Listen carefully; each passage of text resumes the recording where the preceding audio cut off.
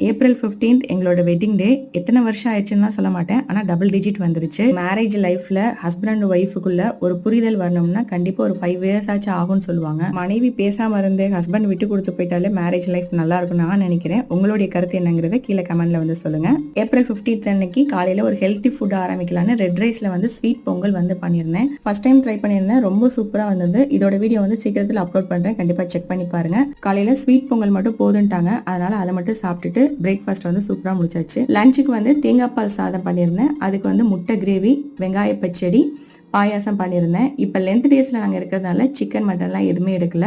எப்போ விசேஷம் வந்தாலும் நம்ம தாங்க எல்லா வேலையும் செய்யற மாதிரி இருக்கும். இந்த ரெசிபிலாம் செஞ்சு முடிச்சுட்டு வரதுக்கே 1:30 ஆயிருச்சு. எவ்வளவுதான் டயர்டா இருந்தாலும் எல்லாமே சாப்பிட்டு முடிச்சுட்டு ரொம்ப சூப்பரா பண்ணியிருந்த அப்படின்னு சொல்ற அந்த ஒரு வார்த்தை வந்து நம்மளுக்கு அவ்வளோ சந்தோஷத்தை கொடுக்கும். நீங்க எப்படிங்கிறத கீழே வந்து கமெண்ட் பண்ணுங்க.